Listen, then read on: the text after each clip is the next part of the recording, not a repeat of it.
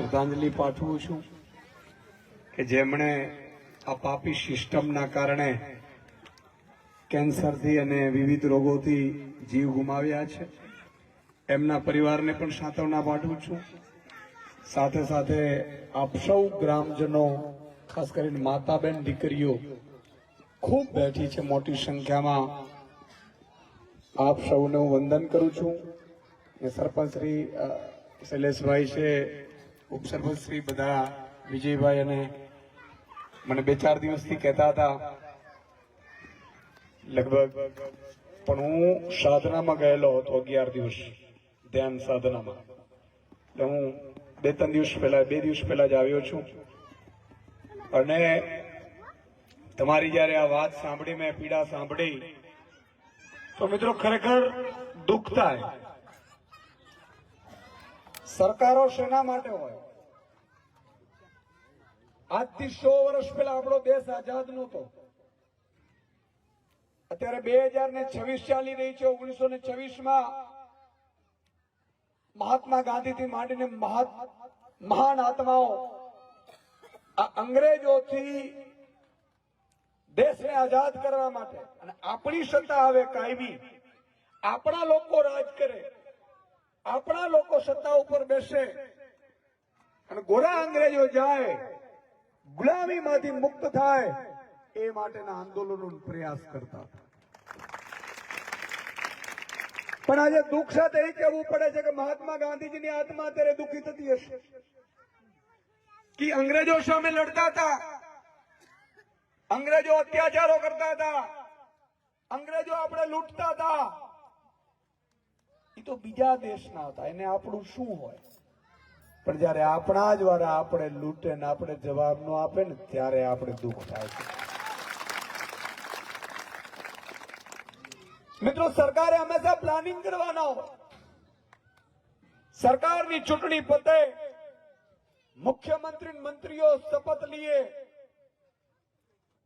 શાસક પક્ષના ધારાસભ્યો હોય, વિપક્ષના ધારાસભ્યો હોય, એ વિધાનસભા શરૂઆત થાય ત્યારે 5-5 વર્ષના પ્લાનિંગ કરવાના હોય કે મારા ગુજરાતના રાજ્યમાં આજે ખેડૂતો દુઃખી છે તો ખેડૂતો માટે શું યોજના કરીએ, માતા બેન દીકરીઓ મહિલાઓ છે તો એના માટે શું યોજનાઓ કરીએ, દીકરીઓ વધારે ભણે એના માટે શું યોજનાઓ કરીએ, સારી સારી સ્કૂલો કઈ રીતે ગામડાઓમાં બને ઇંગ્લિશ મીડિયમની, અને મારી ત્યાંની દીકરી હોય, સેજલબેન હોય, મીરાબેન હોય, ઈ કલેક્ટર ને ડોક્ટર ને એન્જિનિયર કેમ બને, આ મુખ્યમંત્રીએ ને મંત્રીઓએ કરવાના કામ હોય છે.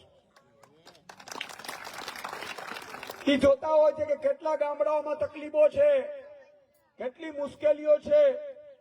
પણ દુઃખની વાત એ છે મિત્રો કે આવું કોઈ આયોજન સરકાર કરતી નથી.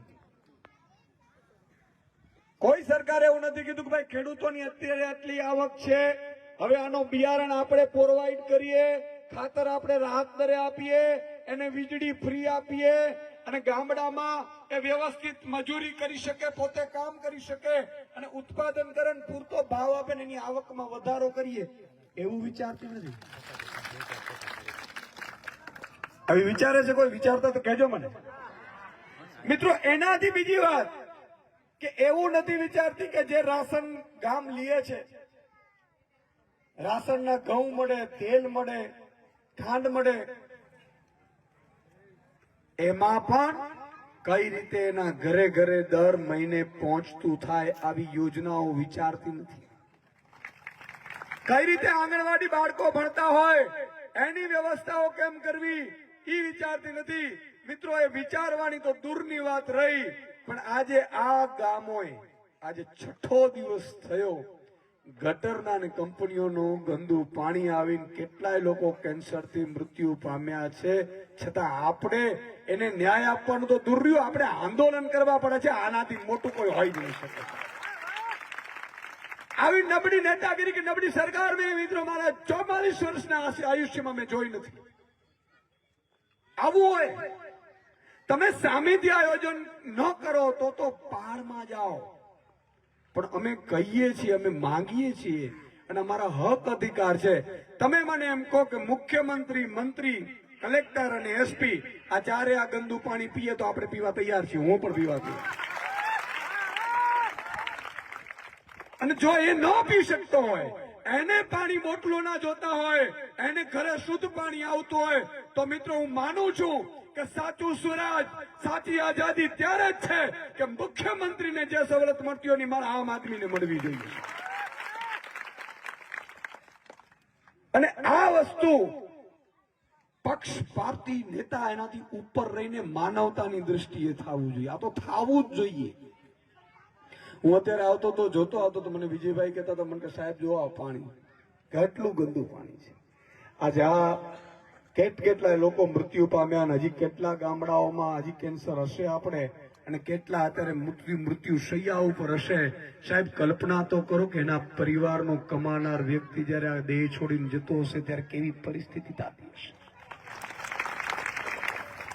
મિત્રો આજે દુઃખ સાથે કહેવું પડે છે કે આ દીકરીઓ, હું નાની આ દીકરીઓ છે, આજે ખરેખર તો આ સ્કૂલમાં હોવી જોઈએ કે ન હોવી જોઈએ? આ ભણતી હોવી જોઈએ સારી રીતે.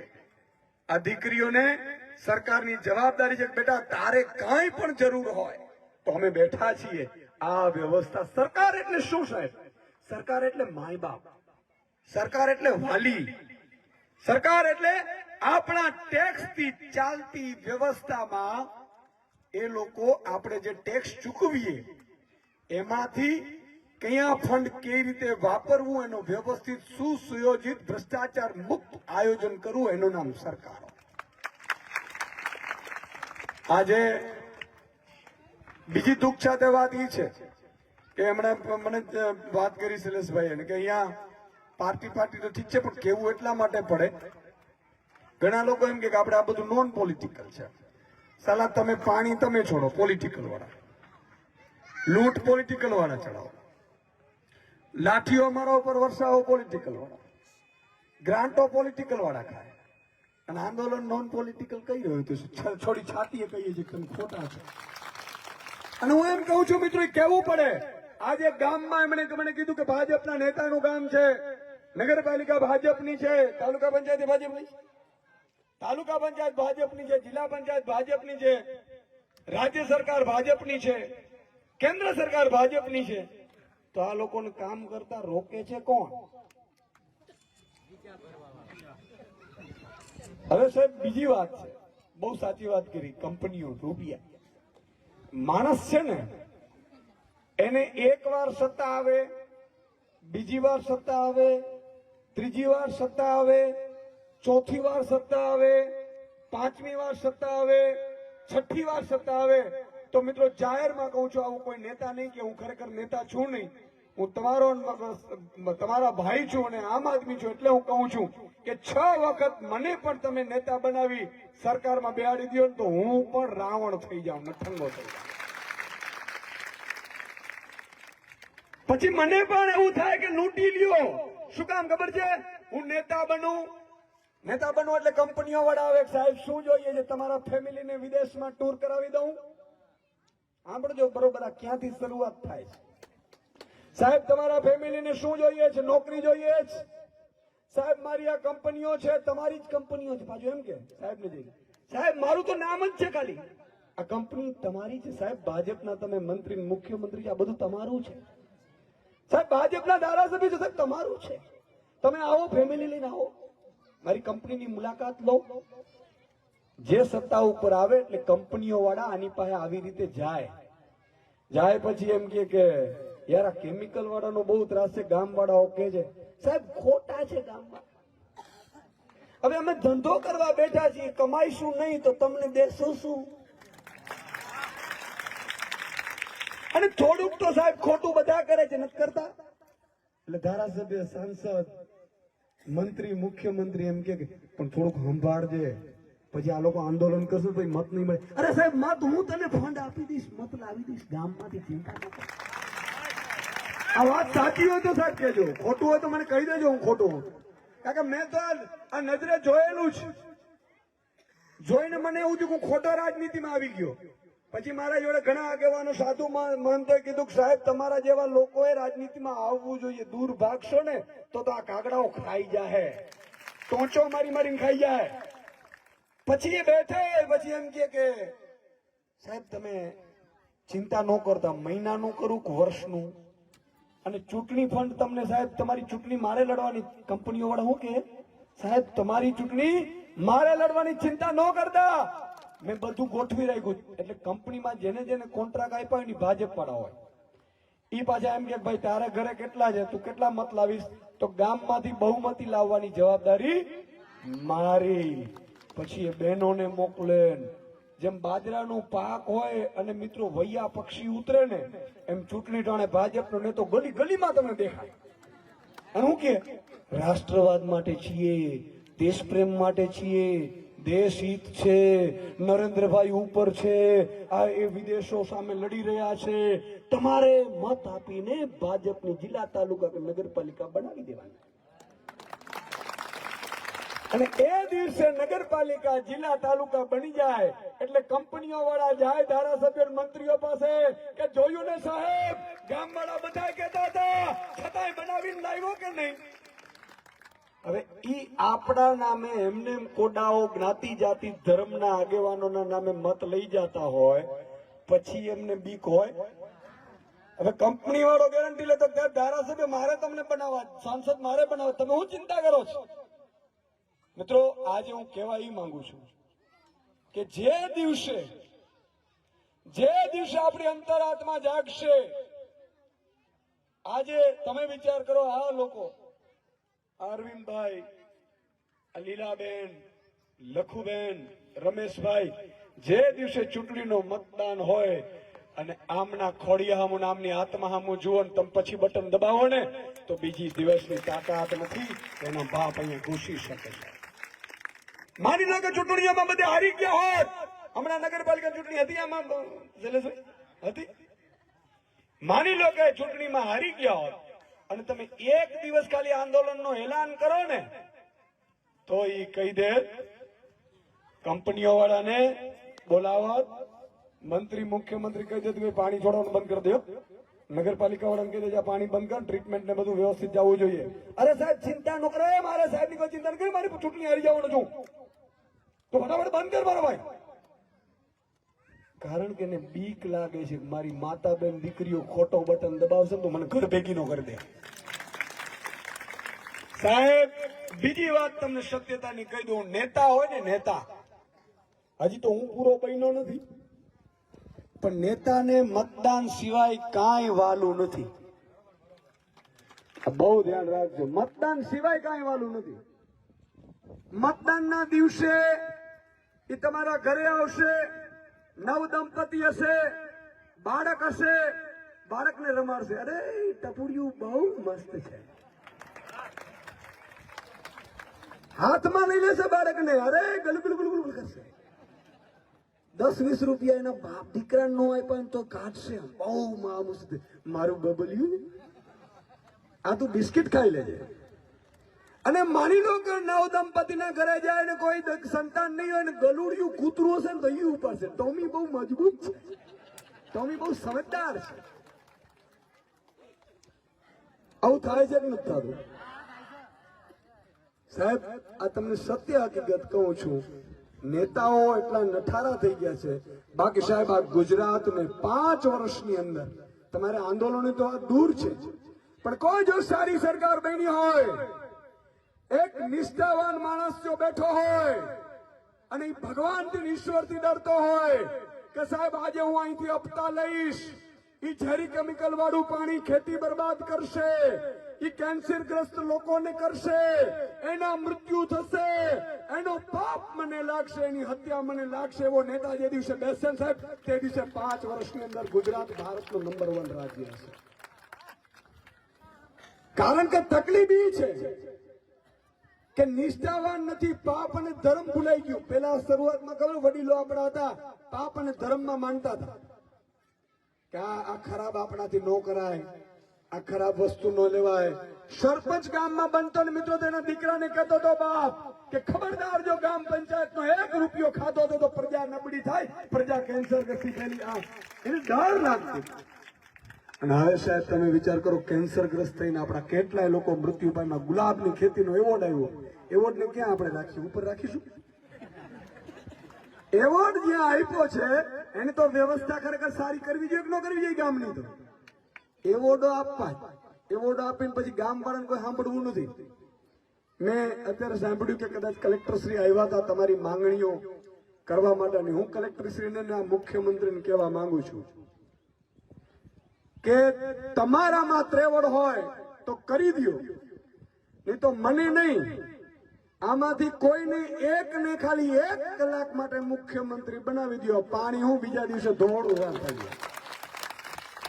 એક દિવસમાં, એક જ દિવસ લાગે સાહેબ. પણ જો નેતા ખૂટલો ન હોવો જોઈએ, મંત્રી ખૂટલો ન હોવો જોઈએ, ઈશ્વરથી ડરતો રહેવો જોઈએ. આ કંપનીઓના નગરપાલિકા હું એની ઓકાદ હું છે ભાઈ. પણ મિત્રો આજે દુઃખ સાથે કહેવું પડે છે કે મારે પણ આજે સૌરાષ્ટ્રમાં, હું હમણાં 11 દિવસ ધ્યાન સાધનામાં ગયો હતો.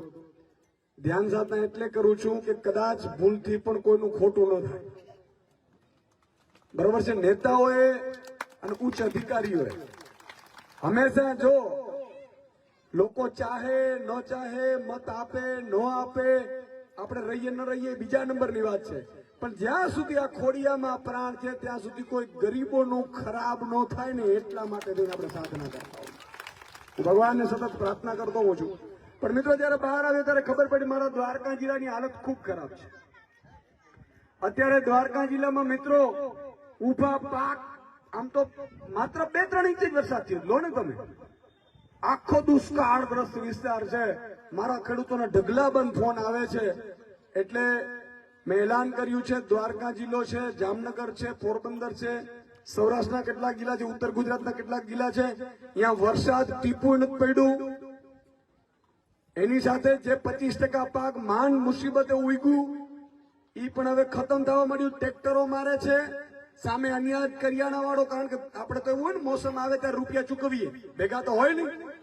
અનાજ કરિયાણા વાળો વેપાર આપવાનું બંધ કરી દીધું મારા ખેડૂતોને કે ભાઈ હવે તારા 18,000 રૂપિયા થઈ ગયા, મોસમે છે નહીં, હું હવે તને વધારે ઉધાર નહીં આપું.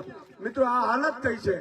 એટલે મેં નક્કી કર્યું છે આવતીકાલે હું જાઉં છું દ્વારકા, અને ત્યાં બધા જેટલા ખેડૂતો છે એના માટે હું અનિશ્ચિતકાલીન ત્યાં ધરણા કરવા માટે પરમ દિવસથી બેસવાનું છે. સંભાળ્યા મારા ભાગમાં જ આ લખાણું છે તો હું કરું? બરોબર છે? આપણે સત્તાનો મોહ નથી, પણ ખરાબ લોકો સત્તા ઉપર બેસી ગયા છે. તમારી બધાની પીડા જોઈ અને રાત્રે ઊંઘ નથી આવતી. આજે હું ટીવીમાં તો કાર્યક્રમ હમણાં જ વાત કરી ભાઈએ, ટીવીમાં તો ત્યારે તમે જોયું હશે કદાચ, ટીવીમાં હું બરાડા પાડતો તો રોજ ખેડૂતોનું આમ થવું જોઈએ, ગરીબોનું, વંચિતોનું, શોષિતોનું. મિત્રો મેં કીધું કે સારી વ્યવસ્થા કેમ થાય? આ જ ગામ સરકાર બન્યા પછી 5 વર્ષ પછી આ ગામમાં કેટલો સુધારો આવે, કેટલી રોજગારી મળે, કેટલા લોકો સમૃદ્ધ થાય, કેટલી ખેતી મજબૂત થાય, એને નુકસાન પડતું હોય, મુશ્કેલી પડતી હોય દૂર કરીએ, કઈ રીતે બહેનોના ખાતામાં દર મહિને થોડા રૂપિયા આવે, આ બધી વ્યવસ્થા સરકારે કરવાની હોય. તમારા ખાતામાં 1 નયો રૂપિયો ક્યારે આવ્યો જ ખરો? હે ને? એક દિવસ જો ઈશ્વર આ બેસાડશે ને તો આ બહેનોને રક્ષાબંધનના આગલા દિવસે કહીને જાઉં છું કે મારું એક એવું સપનું છે કે જે દિવસે ઈશ્વર સરકારમાં બેસાડશે તો જેમ પહેલા 1 થી 5 તારીખે જેમ કલેક્ટરને પગાર આવે, પોલીસ અધિકારીને પગાર આવે, નોકરિયાતને પગાર આવે, કંપનીમાં કામ કરતો હોય પગાર આવે, પણ આપણે બહેનોને તો બધા આપણે કામ તો કરવા નથી દેતા, અડધા ઘરે જ રાખે છે રસોડામાં. એટલે પતિ પાછો કેમ જ કરવું પડે. અને આપણે એમ કઈ ભાઈ મારે હાતમ આઠમ કરવા જવું કે મારે મેળો કરવા જવું, તો નહીં, રૂપિયા નથી, પૈસા નથી.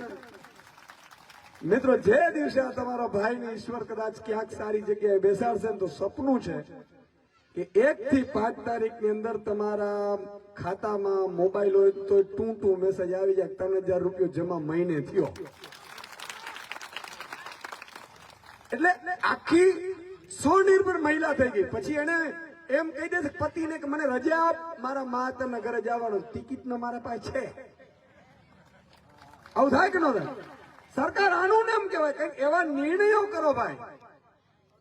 પણ અહીંયા તો ભાઈ કેમિકલ વાળું હોય ફેક્ટરી તો હા ઈ થાય એમાં તો કઈ નહીં કંપનીઓ હલાવી છે અમારે કંપનીઓ લાવી કંપનીઓ નહીં અહીંયા અમારો જીવ નથી જતો એટલે મિત્રો તમે બધાએ સંઘર્ષ કરો છો મારો સંઘર્ષ મારી લાગણી આપની સાથે છે હું સરકારશ્રીને વિનંતી કરીશ અહીંથી મુખ્યમંત્રીશ્રીને કે તમને ઉપર વિશ્વાસ કરીને ભાજપને ખૂબ મત આપ્યા છે તાલુકા જિલ્લા નગરપાલિકા મહાનગરપાલિકા અને રાજ્ય સરકાર અને કેન્દ્ર સરકારમાં તમને મત આપ્યા છે અમારે અત્યારે ચૂંટણીઓ નથી ને અમારે ચૂંટણીઓમાં પડવું નથી પણ આ લોકોનો પ્રશ્ન છે એની પીડા છે અને લોકો મૃત્યુ પામી રહ્યા છે કેન્સરગ્રસ્ત તો આ કંપનીઓનું પાણી તાત્કાલિક ધોરણે નગરપાલિકાની કંપનીઓનું પાણી બંધ કરવામાં આવે એવી આપણે માંગ કરીએ અને અમારા જેવાની જ્યાં પણ જરૂર હોય મિત્રો અમે અડધી રાતે ઉભા છીએ પણ મેં કીધું એમ અમારી હાલત તમારી જેવી તમે જેમ આંદોલન કરો અમારે કરવું બીજું આ જ છે પણ દુખીઓ હોય અને એની સાથે બે આંસુ પાડી દઈએ ને તો એને એમ થાય ભાઈ ઈસુદાનભાઈ આવી ગયા હો બરોબર કે નહીં થોડો ઘણો રેલો આવશે હું ધારાસભ્ય સાંસદશ્રીને પણ વિનંતી કરીશ કે જો તમે આ પગલામાં કંપનીઓના ગુલામ બનીને રહ્યા નગરપાલિકા તમારી એમાં તમે ન કહી ગયા તો બીજા દિવસે આ પ્રજા તમને પગ મૂકવા નહીં દે એટલે વહેલી તકે તમે કામ કરવાનું કામ કરો બરોબર કે નહીં કેતો જાઓ એટલે કદાચ સમજદાર હોય ને તો સમજી જાય ઈશારા બરોબર છે અને ઘણા એના બીજા વિરોધીઓ એમ કે આપણે થવા નથી દેવું તો મારે એમ કેવું છે કે આ માત્ર ખાલી એક વ્યક્તિને નહીં આ કમંડ નું બટન જ નહીં દબાવે એટલે તારો વારો નહીં આવે આ બહેનો જે બેઠી છે માતા બહેનો હજી ભાઈઓ તો હજી થોડા ઘણા પેલામાં આવી જાય કે હાલો આપણે કામ કરો ને થોડું પણ બહેનો એવી હોય કે એક વાર ના પાડી પછી પૂરું થઈ ગયું અને ઈ તો ઈ પછી પેલો આમ આવે ને કે આ દીકરો રમાડવું નથી એ દિવસે અમે માતા બહેનો બેઠી હતી ત્યારે તમારી પાર્ટી વાળા ક્યાં ગયા હતા આવું કીક નું અને બહેનોને બીક જ નથી સમજો કારણ કે એ લક્ષ્મીબાઈઓ છે શક્તિનો અવતાર છે આજે આ સૃષ્ટિ ચાલે છે ને તે માતા બેન દીકરીઓના પ્રેમના ભાવના લાગણીના કારણે થાય છે મિત્રો આજે જે પણ પુરુષ સફળ હશે ને એની પાછળ કોઈક શક્તિનો હાથ હોય છે ને તો એ હોય છે બાકી અમે અહીંયા આવ્યા હોય ને અમારી ઘરવાળી બીજે જાતી હોય તો તમે એમ ન જાઓ અમને મૂકીને અમારા આ દીકરાના કામ કરો ને તો કોઈ કામ થાય નહીં એટલે જે ઘરમાં શાંતિ હોય સુખેથી પરિવાર રહેતું હોય ત્યારે યાદ રાખવાનું કોઈક માતા બેન દીકરી ખૂબ સહન કરીને શક્તિની જેમ એને ઘરને ચલાવે છે એ આ માતા બેન દીકરીઓની શક્તિઓ છે એટલે આપ સૌ મહેનત કરો છો અને મને વિશ્વાસ છે કે સરકાર આજે નહીં તો કાલે ઝૂકશે નહીં તો તમારા માટે જે અત્યારે કાલથી તો હું ત્યાં બેસું છું પણ જે કરવાનું હશે એ કરવા માટે અમે તૈયાર છીએ જય હિન્દ જય ભારત જય જય ગરીબ ખેડૂત પોથીને લાઈક શેર અને સબસ્ક્રાઇબ કરો